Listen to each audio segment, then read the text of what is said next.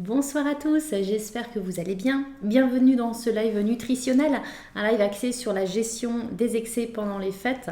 Donc je suis ravie de vous retrouver, on va débuter dans quelques instants, j'attends encore un petit peu que d'autres personnes se connectent. Donc bienvenue à ceux qui sont déjà installés, donc bienvenue à Pierre, Myriam, Johanna, Karine, Olivia, Vanessa, Lisa, bienvenue à vous. Je vais attendre encore quelques petits instants. Il faut savoir que durant ce live, vous allez pouvoir poser des questions si vous le souhaitez dans la barre de chat et on va sélectionner 3 questions, soit celles qui reviennent le plus souvent, essayer de les regrouper au maximum pour pouvoir y répondre. On en sélectionnera 3 à la fin du live, donc n'hésitez pas à poser vos questions si vous en avez. Donc voilà pour ça, ce petit live est vraiment axé autour de la gestion des fêtes. Pourquoi? Parce que je reçois pas mal de messages en ce moment de personnes qui sont soit anxieuses, soit qui sont un petit peu paniquées à l'idée que les fêtes arrivent et qu'elles vont soit reprendre du poids, soit pas arriver à en perdre, peut-être un petit peu perdu. Voilà, c'est aussi une autre période de l'année où je reçois ce type de messages, c'est pendant les fêtes, pas pendant les fêtes, pendant les vacances d'été où j'ai vraiment ce type de situation. Donc il faut savoir que 65% des personnes en France se retrouvent dans une situation où ils ont peur de prendre du poids pendant les fêtes. Donc c'est vraiment l'idée de ce live de vous aider à essayer de gérer au mieux ces excès. Donc je vais vous donner le maximum de conseils, le maximum d'explications aussi pour que vous puissiez pouvoir mettre des choses en place de façon appropriée dans votre vie en général. Donc je vais attendre quelques petites minutes encore et pendant ce temps-là je vais me présenter. Donc je suis Sophie Mercuso pour ceux qui ne me connaissent pas, je suis infirmière diplômée d'État et j'ai une spécialité en nutrition fonctionnelle et nutrithérapie hormonale. Donc c'est vraiment la gestion du stress, du sommeil, du système hormonal, du système émotionnel, en général en plus de tout ce qui va être calorique et macronutriments. Donc j'ai aussi une formation en santé énergétique et je suis formatrice en nutrition santé. Donc voilà un petit peu pour la présentation de ce soir et puis on va débuter sans plus attendre ce live. Donc il y a encore 2-3 personnes qui se connectent et qui vont pouvoir rejoindre celui-ci. Donc c'est parti.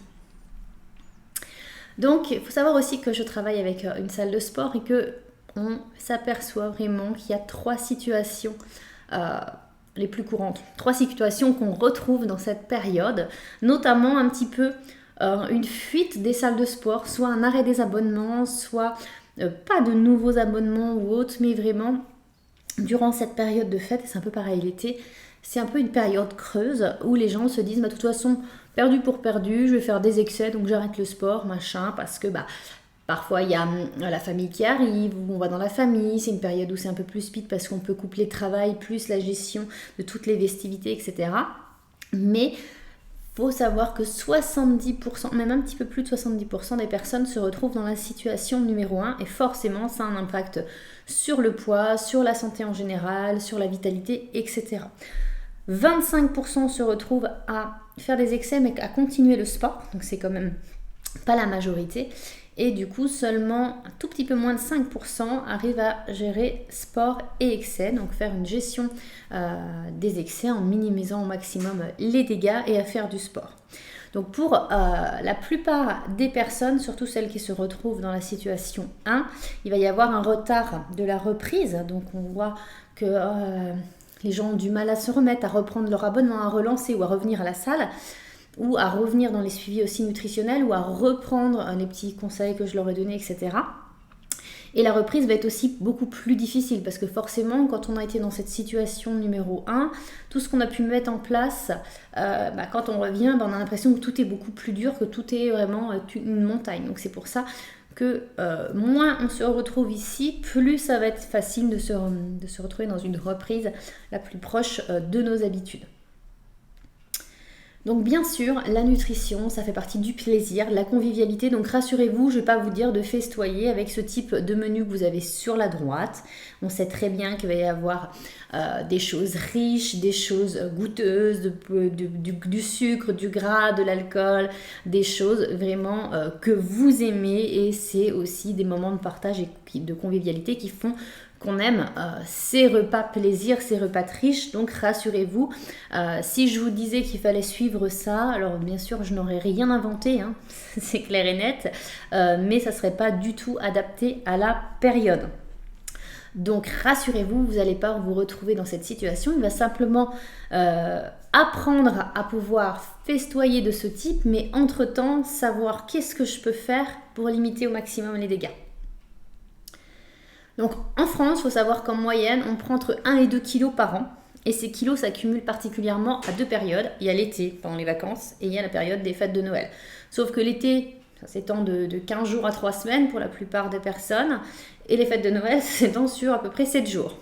Donc quand on regarde un petit peu le rapport en termes de proportion, les fêtes de Noël sont forcément plus désastreuses que les vacances d'été. Encore, parce qu'on a tendance aussi à moins bouger également, mais à avoir une concentration calorique qui est vraiment énorme.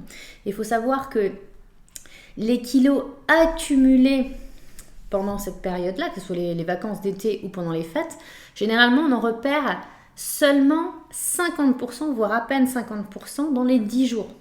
Le reste qu'on ne va pas arriver à perdre va s'installer vraiment durablement et ça va être des kilos bien installés qu'on va avoir beaucoup plus de mal à déloger. C'est pour ça qu'il faut vraiment éviter de se retrouver dans ce système-là parce que année après année, c'est pour ça qu'on se retrouve avec un petit peu plus d'embonpoint, le tour de taille qui augmente, le poids qui monte sur la balance, etc. Donc en moyenne, les Français vont consommer entre 4000 et 600 calories pour un repas de Noël ou de la Saint-Sylvestre par exemple. Donc si vous cumulez en plus le 24, le 25, le 31 et le 1er, vous vous retrouvez avec facilement 10 000 calories sur 2 jours au compteur. Plus si vous finissez les restes et que vous êtes en famille entre-temps, sur une semaine, on est vraiment à des deltas caloriques qui sont astronomiques. Et là, sur ces jours-là où on consomme entre 4 et 6 000 calories, ça va être 4 000 à 4 500 calories en plus que ce que la personne aurait en moyenne besoin. Donc c'est vraiment énorme et l'organisme, on a beau être un petit peu plus au vert entre-temps, si on ne met pas certaines choses en place, il ne va pas pouvoir arriver à les gérer et ce qui va faire qu'on va accumuler certains kilos en trop. Donc je vais vous donner, moi, 5 conseils pour pouvoir vraiment déjà gérer les jours J et les jours des repas festifs et aussi entre Noël et la Saint-Sylvestre si vous faites les deux fêtes. Donc un petit aparté, notamment sur les personnes qui ont des accompagnements avec moi, vous savez qu'il faut en moyenne 21 jours pour créer une nouvelle habitude, que ce soit dans notre cerveau pour que ça devienne un automatisme. Donc si par exemple ça fait 4 mois que vous essayez de mettre en place un nouveau petit déjeuner avec des bonnes protéines, avec des bonnes graisses le matin et puis avoir un petit déjeuner très riche en sucre avec par exemple des petits gâteaux du petit déjeuner, là les 4 petits gâteaux d'une certaine marque avec un jus d'orange qui vous fait faire un énorme pic de glycémie et qui vous met vraiment dans le jus pour toute la journée. Vous avez réussi à le changer petit à petit, on a mis en place certaines habitudes, etc. Et ça commence à être un automatisme. C'est ancré, vous prenez du plaisir à le faire, vous avez de moins en moins besoin de réfléchir, etc. Donc, on a créé une nouvelle habitude. Mais il faut peu de choses pour qu'une ancienne habitude se réactive. Et ça se fait beaucoup plus rapidement, en quelques jours seulement. Donc, vous êtes en famille et tout le monde mange le peu à peu petit déjeuner avec les petits gâteaux, les croissants, les viennoiseries, le jus d'orange, etc. Vous allez faire pareil. Et ça, c'est pas forcément grave sur quelques jours. Mais le plus dur, ça va être de réactiver l'ancienne habitude. Quand vous allez vous retrouver de nouveau face à votre routine, est-ce que vous allez réussir à remettre en place ce qu'on avait mis en place, le petit déjeuner avec des bonnes protéines, des bonnes graisses, etc. Ça, c'est le plus dur à faire. Et la plupart des personnes ont beaucoup de mal. On va se retrouver dans 80% des cas avec des personnes qui vont avoir du mal à la réactiver. À se dire, oui, je vais quand même manger ça, puis je vais juste rajouter un petit truc comme ça pour avoir ma protéine, ou qui vont y aller, on va dire, un petit peu plus approximativement, mais l'automatisme qu'on avait réussi à ancrer en quelques jours, quand il y a une habitude, là ça fait peut-être 3-4 mois que vous avez cette nouvelle habitude, mais l'autre perdure depuis peut-être 30-40 ans, j'en sais rien, et elle va se réactiver forcément beaucoup plus rapidement. Et c'est souvent ce qui se passe pendant la période des fêtes. On réactive des automatismes anciens, des mauvaises habitudes, et une fois qu'elles sont réactivées, on a été dans une période un peu plus festive avec un peu plus d'excès. Il y a eu des kilos qui sont peut-être installés, ça vous a démoralisé sur la balance, et bien on va avoir du mal à réactiver tout ça, à se remettre sur les rails, et du coup les kilos vont continuer de s'accumuler ou la vitalité va diminuer, etc. Donc tout ça, vraiment, je vais essayer de vous accompagner pour que ça n'arrive pas. Donc la solution, eh ben, je n'ai ni baguette magique ni pilule miracle. Donc c'est la première des choses que je tenais déjà à vous dire, parce que dans tout suivi nutritionnel que j'ai quand même souvent des personnes qui pensent qu'une fois qu'ils sont dans un programme nutritionnel, qu'ils sont accompagnés, eh ben, je vais leur donner une recette magique qui va leur faire perdre du poids sans effort. Ça n'existe pas. Si ça existait, je peux vous dire que ça se serait plutôt, et que je ne serais pas la seule à la détenir, ou alors ça serait vraiment miraculeux, mais non, il va falloir qu'il y ait un minimum d'efforts, minimum de concessions à mettre en place. Moi, je travaille toujours en partenariat. Je ne vous donne pas quelque chose qui n'est pas adapté, je ne vous donne pas une seule solution, il y en a plusieurs, et il faut essayer de celle qui vous correspond le plus et qui est le plus facile à mettre en place. Si je vous dis il faut faire une détox uniquement de fruits et légumes entre Noël et Nouvel An, ouais, ça va peut-être pas forcément être ce qui va vous correspondre. Ça va fonctionner, mais ça va pas forcément être super fun et super durable. Donc non, il faut vraiment quelque chose qui soit compatible avec votre mode de vie, avec votre famille peut-être, avec votre travail, avec ce que vous sentez capable de faire sur du long terme. Mais s'il n'y a pas d'effort, j'ai pas de baguette magique, j'ai pas de pilule miracle. Ça, je tenais vraiment à vous le dire, parce que j'ai encore trop de personnes qui pensent que, voilà, si je prends des brûle-graisses et ci et ça pendant le temps. Non, gardez votre argent, les brûle-graisses, c'est peut-être la petite cerise sur le gâteau. Enfin, et encore, certains brûle-graisses, une fois que vous avez mis en place vraiment de la nutrition, du sport, des habitudes, un sommeil adapté, mieux gérer votre stress, etc. Si tout ça n'est pas solutionné, vous allez mettre votre argent vraiment dans la poubelle. Donc non, il n'y a pas de choses miraculeuses qui existent pour le moment. Donc vous avez deux choix. Soit vous vous retrouvez comme le petit Père Noël sur la gauche, vous ne changez rien et vous gérez entre guillemets cette période avec le risque de vous faire rattraper par vos habitudes, ou alors de ne rien changer dans vos habitudes, au risque d'avoir comme le petit Père Noël des petits kilos en trop qui vont s'accumuler à la fin de l'année et qu'on va avoir beaucoup plus de mal à déloger. La deuxième solution, c'est vous suivez un minimum de recommandations tout en vous faisant plaisir. Donc moi, je vous conseillerais bien sûr de vous retrouver ici, mais si vous écoutez juste les conseils mais que rien ne se met en place, voilà, je vous dis, il n'y a pas de baguette magique, c'est pas un live magique, il va falloir que vous mettiez vous aussi des choses en place de votre côté. Il faut savoir qu'il n'y a pas non plus de meilleur moment pour commencer, donc c'est-à-dire demain, lundi, la semaine prochaine ou en janvier. Les bonnes résolutions échouent dans la plupart du temps dans les 15 jours. Donc le meilleur moment, c'est maintenant pour commencer à mettre les choses en place. Donc ne procrastinez pas, mettez en place et faites-vous aider si vous avez besoin. Faites ce qui est nécessaire pour vous, mais maintenant, n'attendez pas. Donc là maintenant, je vais vous donner 5 solutions pour pouvoir gérer le jour des festivités, enfin le jour où vous festoyez, voire plusieurs jours si vous faites par exemple le 24 et le 25 et le 31 et le 1er, pour pouvoir limiter la casse. Vous n'êtes pas obligé de faire les 5 solutions, mais déjà en choisir 2. 2 qui vous semblent plus réalisables, plus surmontables, moins contraignants. Si vous en faites plus, c'est super. Si vous sentez que ça vous paraît insurmontable, déjà faites-en 2. Choisissez-en 2, ce sera toujours mieux que rien et ça vous aurait toujours un impact sur votre santé et votre poids. Donc la solution numéro 1, ça va être de pratiquer le jeûne intermittent les jours festifs. Donc qu'est-ce que le jeûne intermittent ? C'est une phase où on ne va pas manger qui va durer 16 heures et pendant les 8 heures qui restent, on va pouvoir manger normalement. Donc avant et après le repas festif. Donc je m'explique. Le soir, vous faites le réveillon de Noël, vous mangez, vous savez que ça va être riche le 24 au soir. Donc comment vous allez faire ? On va jeûner le matin avant. Donc vous finissez de dîner par exemple le 23 au soir à 20h. Si vous finissez de dîner à 20h, vous allez jeûner pendant 16 heures, ce qui va vous emmener jusqu'au lendemain à 12h, donc à midi. Donc le 24, vous allez pouvoir manger normalement le midi. Vous avez sauté le petit déjeuner et vous avez une phase de jeûne qui a duré 16 heures. Ça va permettre vraiment de relancer votre métabolisme, d'essayer d'engendrer un brûlage de graisse, etc. Donc ça, c'est très très important. Bien sûr, on va gagner aussi en calories, mais il y a tout un système hormonal, métabolique qui peut courir, et c'est pour ça qu'on met en place ça durant 16 heures, pas moins, pas plus pour le moment. Déjà 16 heures, c'est très bien. Vous pouvez manger du coup le 24 au midi, faire une collation, le soir prévoir votre repas festif. Et là, on va essayer de rejeûner jusqu'au lendemain, midi le 25. Donc, bien sûr, généralement, on ne va pas finir de manger à 20h le soir du réveillon, le soir du 24. Même si vous finissez de manger à minuit, 1h, 2h du matin, j'en sais rien. Essayez de jeûner le plus longtemps jusqu'au repas du midi. Le lendemain, donc jusqu'au 25, je ne sais pas à quelle heure sera votre déjeuner le 25, mais voilà, hydratez-vous, prenez du thé, du café, de l'eau gazeuse, même un jus de citron, ce que vous souhaitez, de l'hydratation, mais pas de sucre, pas d'édulcorant, vraiment pas d'aliments, pas de nutriments caloriques, uniquement de l'hydratation. Donc ça va permettre vraiment déjà de limiter les dégâts et d'avoir un impact sur le métabolisme et sur le brûlage de graisse.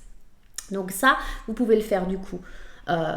Donc avant le réveillon du 24, après, donc le 25 au matin. Vous pouvez également le refaire donc du coup pour le 31, donc finir de manger à 20h par exemple le 30 au soir, sauter le petit déjeuner du 31 au matin, remanger que vers midi, le soir festoyer et hop, ressauter le petit déjeuner du 1er janvier. Voilà un petit peu comment peut se jongler le jeûne intermittent. Solution numéro 2. Donc c'est bien le jeûne intermittent, mais il va falloir aussi avoir une deuxième chose à mettre en place qui est très importante, c'est de limiter le sucre et pas que le sucre blanc, parce que quand je parle de sucre, on me dit non, moi je mange pas beaucoup, je mange très très peu de sucre, donc on entend souvent sucre par boisson sucrée, sucre blanc, sucre ajouté. Mais le sucre, on en trouve partout, c'est les glucides en général, on en trouve dans les féculents, dans le pain, donc là vous avez les pâtes, le riz, les céréales du petit déjeuner, le jus de fruits, les sodas, les bonbons, les gâteaux. Le sucre, on en trouve partout, mais aussi également dans les féculents, dans le riz, dans le pain, il y a vraiment une quantité de sucre qui est assez importante. Et du coup, on va essayer de limiter ça sur le repas qui précède, voire ou qui succède, suivant si c'est le midi ou le soir. Par exemple, le 24, on va essayer de limiter tout ce qui va être glucides le midi. Et le 25, on va essayer de limiter tout ce qui va être glucides le soir, à avoir des repas peu glucidiques. Les glucides, qu'est-ce que c'est ? C'est du sucre et le sucre passe au niveau digestif puis dans le sang et ça fait monter la glycémie, ça fait monter le taux de sucre dans le sang. Et tout ça a des impacts vraiment très très importants sur notre physiologie, notre biochimie, notre organisme en général, notre poids, nos fringales, nos humeurs, notre sommeil. Donc c'est pour ça que c'est un des premiers trucs à régler. Donc par exemple ici, un repas qui contient par exemple des féculents, du pain, vraiment ça va être trop de sucre, vous allez avoir tendance à vous retrouver en hyperglycémie. On n'a pas besoin d'être diabétique ou de manger 10 morceaux de sucre et une bouteille de coca pour se retrouver en hyperglycémie. Simplement en ayant des fois trop de féculents associés avec du pain, pas assez de fibres, donc les fibres vont aller se retrouver principalement dans les légumes, les fibres qui vont avoir un impact qui va atténuer la glycémie. Pas assez de protéines, donc poisson, des œufs, de la viande, même des oléagineux, etc. Pas assez de graisse, donc les graisses il en faut. Tout ça, ces trois-là vont permettre d'abaisser la glycémie. Ça a des impacts positifs, ça vous permet de la freiner. Donc si vous n'avez pas assez d'un ou de ces trois choses-là et que vous avez trop de sucre, vous vous retrouvez avec un pic de glycémie. Pour régler ça, l'organisme détecte une hyperglycémie dans son sang, il appuie sur le buzzer et il dit hop les cocos, là il faut sécréter de l'insuline. L'insuline, c'est l'hormone qui va permettre d'abaisser ce taux de sucre dans le sang. Ça va être sécrété de manière proportionnelle à la quantité de sucre que vous avez mangé, donc vous allez forcément en sécréter beaucoup, faire une chute vertigineuse et derrière avoir les conséquences. Donc on a faim, on est irritable, on va stocker à ce moment-là, on prend du poids en stock sous forme de gras et forcément c'est tout sauf bénéfique pour votre organisme. Donc on va vraiment essayer de casser ça. Donc limitez au maximum, voire n'ayez pas de pain de féculents sur le repas qui précède ou qui succède votre repas de riche. Ayez une belle assiette de fibres avec des bonnes protéines et du gras. Donc vraiment ces trois choses-là, éventuellement un tout petit peu de pâte ou tout petit peu de pain, mais c'est pas forcément nécessaire. Et bien sûr, pas de boissons sucrées ou autres. Troisième solution, donc appliquer la méthode de l'ordre nutritionnel. Donc sans entrer trop dans les détails aujourd'hui, ça veut dire notamment, ça c'est ce que je mets en place vraiment dans mes accompagnements, mais il y a un certain ordre où on devrait manger les aliments dans un certain ordre pour vraiment limiter l'impact sur la glycémie, freiner cette glycémie. Et cet ordre nutritionnel, eh ben, on devrait déjà commencer notamment chaque repas par une assiette de légumes crus ou cuits, mais une assiette de légumes qui contient du coup des bonnes fibres qui va permettre de freiner la glycémie.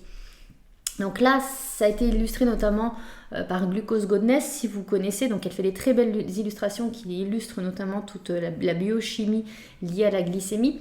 Et là, on voit une personne qui mange du coup l'ananas de façon isolée en snack, fait un pic de glycémie. Elle le mange après son repas, donc après avoir mangé des fibres, des protéines, des glucides et des graisses, il n'y a pas de pic de glycémie. Elle mange une grosse assiette de pâtes, il y a un pic de glycémie. Elle mange la même grosse assiette de pâtes, mais après avoir mangé une petite salade, donc des fibres, avec du parmesan, donc des graisses et des protéines, elle n'a pas du tout le même pic de glycémie, c'est atténué. Donc vous voyez l'impact des fibres et de l'ordre nutritionnel. C'est pour ça que moi je mets vraiment ça en place dans mes suivis. Donc déjà, si vous commencez chaque repas qui contient des glucides avec une assiette de légumes, vous n'aurez pas ces gros pics. Donc essayez de mettre vraiment ça en place. Regardez, là on le voit avec les pâtes qui sont suivies par le brocoli.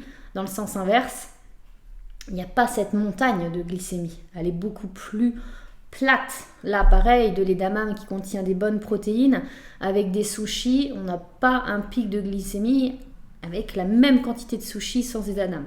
Donc c'est vraiment très important. Et vous voyez qu'on rajoute souvent des calories par rapport à... Là, on a rajouté des calories par rapport à ici. Peu importe, tant qu'il y a des densités nutritionnelles et que ce ne sont pas des calories vides, ça a des impacts positifs.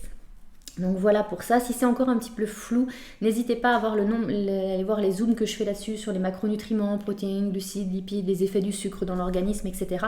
Ça sera peut-être un petit peu plus clair pour vous. Solution numéro 4, donc limiter l'alcool. Donc l'alcool, l'organisme ne sait pas la gérer. C'est pas forcément très bien la métaboliser. Ça va être des calories, mais des calories vides.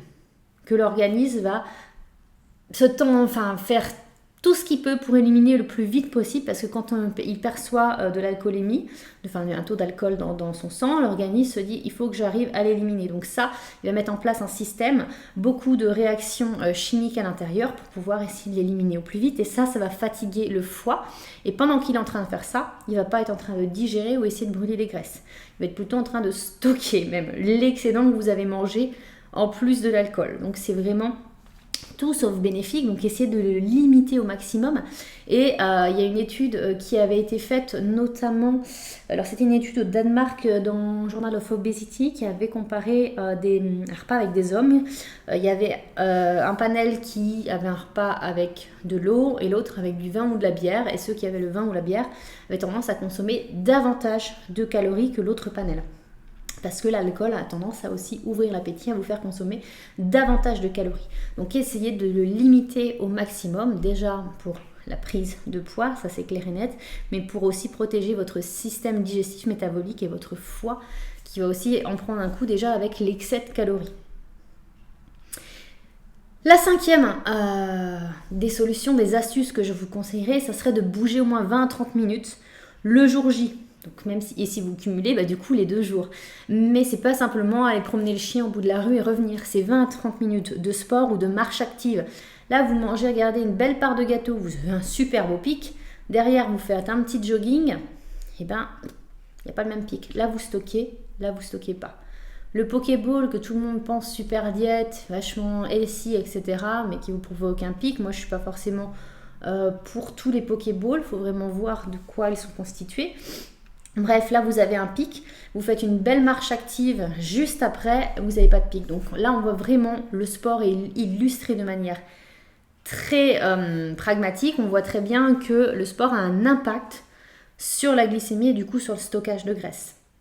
Donc c'est super important, ça a été illustré avec des capteurs de glycémie. On le voit, moi quand je travaillais à l'hôpital, etc. Quand on a des capteurs de glucose en continu, on peut vraiment voir l'impact de la nutrition sur les personnes, du sport, du stress, etc. Donc c'est super important. Donc voilà, le résumé, il y a le jeûne intermittent que vous pouvez mettre en place. Il y a 5 solutions, je peux y arriver. Choisissez-en déjà 2 si possible.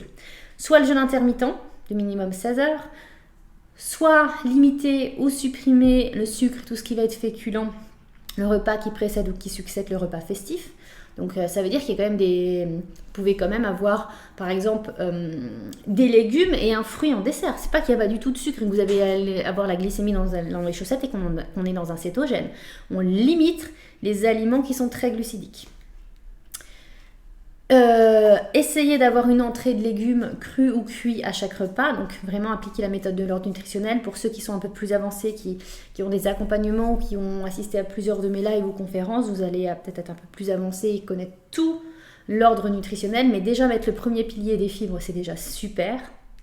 Limiter l'alcool et essayez de bouger. Donc choisissez 102 vraiment déjà pour le jour J. Essayez de noter, prenez des petites notes, voir ce que vous pouvez mettre en place. Ceux les plus aguerris ou qui sont peut-être un petit peu plus avancés, n'hésitez pas à en mettre plus, mais faites quelque chose que vous allez pouvoir mettre en place. Là, ne me dites pas, je vais me mettre les 5 en place, et le jour J, vous n'êtes pas capable d'en mettre un. Si vous en notez 2, si vous en notez 3, il faut vraiment le mettre en place et le faire. Je compte sur vous là-dessus. Maintenant, on va voir ce que vous pouvez mettre en place entre Noël et le Nouvel An si vous faites les 2 fêtes.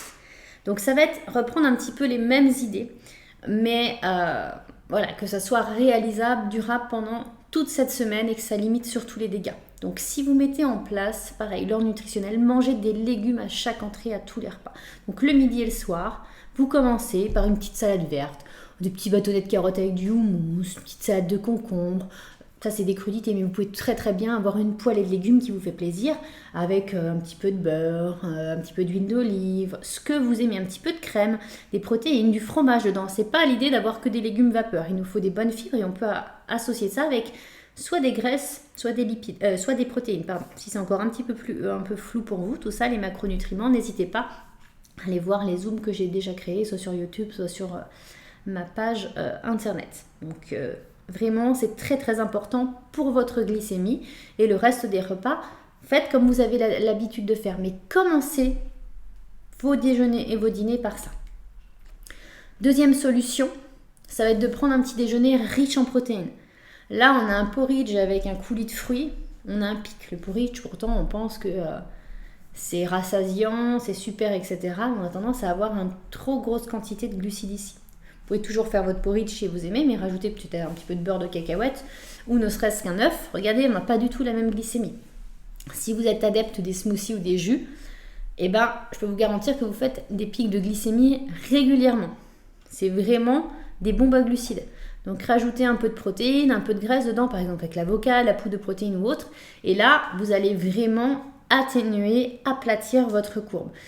Si vous êtes complètement perdu au niveau des petits déjeuners, n'hésitez pas à aller voir sur mon blog ou dans le Zoom des petits déjeuners où je donne des idées de petits déjeuners riches en protéines pour vous aider.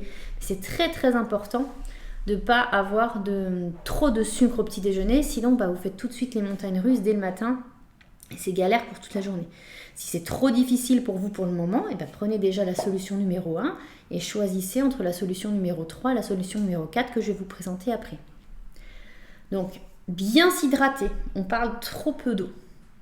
C'est vraiment primordial pour la santé et aussi l'élimination en fait du glucose, donc du sucre qu'on va avoir ingéré en excès pendant notamment les repas festifs. Et bien boire, ça permet vraiment de mieux éliminer le sucre qui va être ingéré par les urines. Donc, on a vu qu'il y a des études qui ont été faites à court et long terme, que boire de l'eau régulièrement et en bonne quantité, c'est-à-dire entre 1,5 litre et 2 litres par jour, va réduire le risque de développer un diabète de type 2.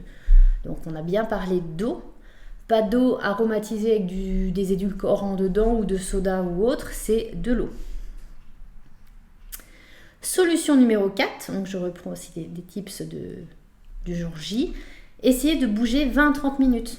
Il faut mieux faire ça 2 à 3 fois par semaine, donc que ça dure moins longtemps, que se dire allez, je pars faire de l'elliptique ou du vélo pendant 1h30 et puis je regarde sur ma montre, c'est bon, j'ai brûlé 1000 calories et je suis content, j'ai éliminé. Non, les calories que va vous dire votre montre ou autre, c'est pas les calories que vous allez avoir stockées sous forme de gras ou autre. Il faut mieux avoir 2 à 3 séances plus courtes mais plus régulières qu'une séance très longue. pour le cortisol, donc une hormone du stress, etc., pour la perte de poids, pour entretenir la masse musculaire, tout ce que vous voulez. Il faut mieux avoir des séances plus courtes. Donc en plus, ça prend moins de temps, c'est beaucoup plus facile à caler dans l'emploi du temps. Et donc croyez-moi, essayez de mettre ça en place.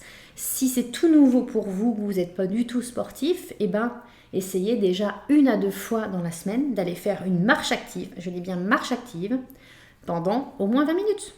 Et voilà, ça sera déjà très bien. Si vous mettez ça en place, je peux vous garantir que vous allez avoir des résultats. Donc 2 solutions parmi celles que je vous ai présentées entre Noël et Nouvel An. Donc le premier, c'est l'assiette de légumes. Hop, j'ai été beaucoup trop loin. L'assiette de légumes. Le deuxième, c'est le petit déjeuner riche en protéines. Le troisième, c'est l'eau. Et le quatrième, c'est le sport. Donc choisissez ces 2. Pareil, je vous laisse le temps de le noter si besoin. Et je compte sur vous pour pouvoir vous y tenir. De toute façon, je vais veiller au grain. Et je vous prépare une petite surprise à la fin de ce live. Donc restez connectés. Ne partez pas tout de suite. Je vais aussi répondre à des questions en attendant. Je voudrais juste faire un petit sondage pour savoir où vous situez vous pendant les fêtes.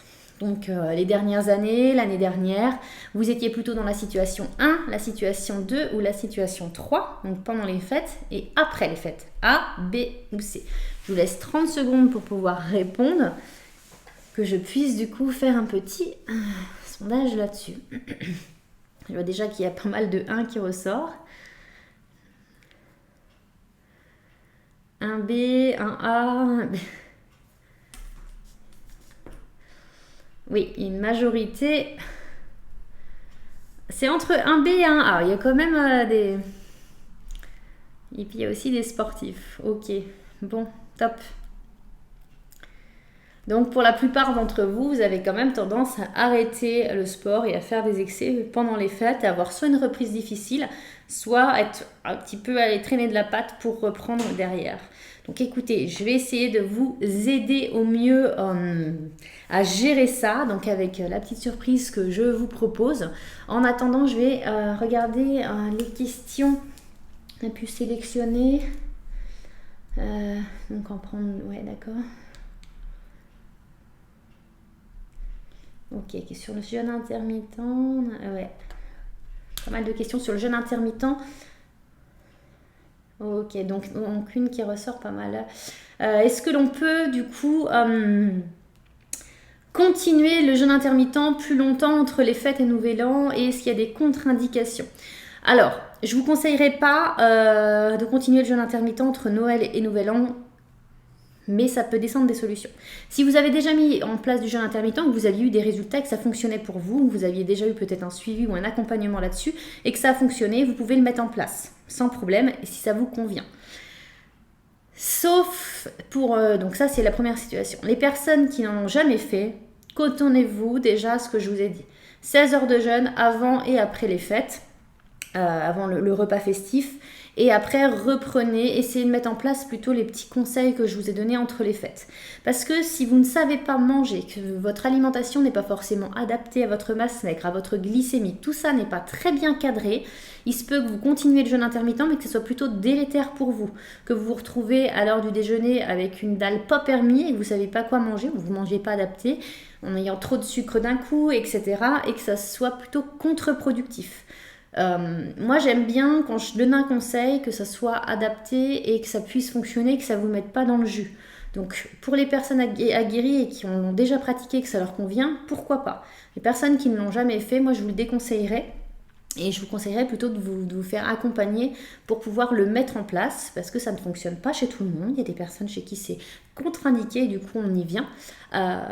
Donc voilà un petit peu pour ça. Suivez plutôt les recommandations que je vous ai dit, notamment un petit déjeuner protéiné. Et du coup au niveau des contre-indications, il y a la femme enceinte, allaitante, et les personnes qui ont des problèmes hormonaux qui se trouvent dans une situation hormonale particulière, notamment en ménopause ou préménopause. Alors si c'est une ménopause qui est stabilisée depuis longtemps, ça pose pas le même souci, mais si vous êtes vraiment en transition et que c'est début de ménopause ou préménopause, ou que c'est une ménopause qui n'est pas stabilisée, je vous déconseillerais. Les personnes qui ont des problèmes de thyroïde, hypothyroïdie, hyperthyroïdie, thyroïdite d'Hashimoto, maladie de base d'eau, tout ça, pour la thyroïde, ça peut être déconseillé aussi dans certains moments. Pour la période menstruelle, c'est aussi déconseillé chez les femmes à ce moment-là. Toutes les personnes qui ont des troubles hormonaux en général. Donc moi, je déconseille parce que ça peut être contre-productif. Il faut vraiment déjà stabiliser d'autres choses.